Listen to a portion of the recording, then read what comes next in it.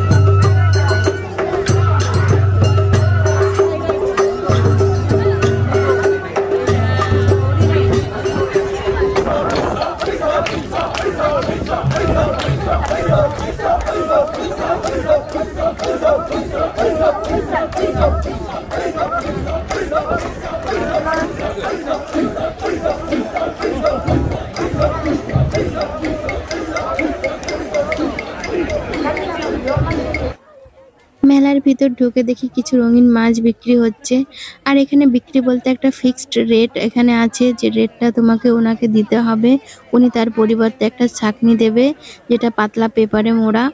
আর সেই ছাকনি দিয়ে যে কটা মাছ ধরতে পারবে সে কটা মাছই তোমার।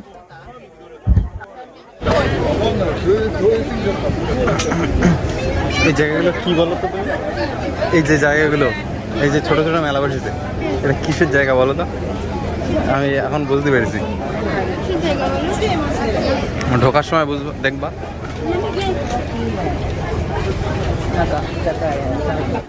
এখানে দেখি হাওয়াই মিঠাই বিক্রি হচ্ছে, যেটি দেখে একটু অবাক হলাম যে এর ভিতরে কোনো কালার নেই। কারণ এখানকার মানুষরা খাবার দাবার প্রতি ভীষণই সচেতন, আর কালার মিশালে সেটা বাচ্চাদের জন্য ক্ষতিকারক, আর এগুলো তো বেশিরভাগ বাচ্চারাই পছন্দ করে।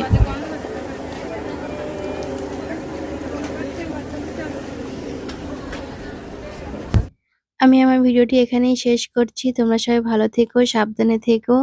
আর ভালো লাগলে লাইক, কমেন্ট, শেয়ার করতে ভুলো না। দেখা হবে নেক্সট ভিডিওতে। ততক্ষণের জন্য টাটা।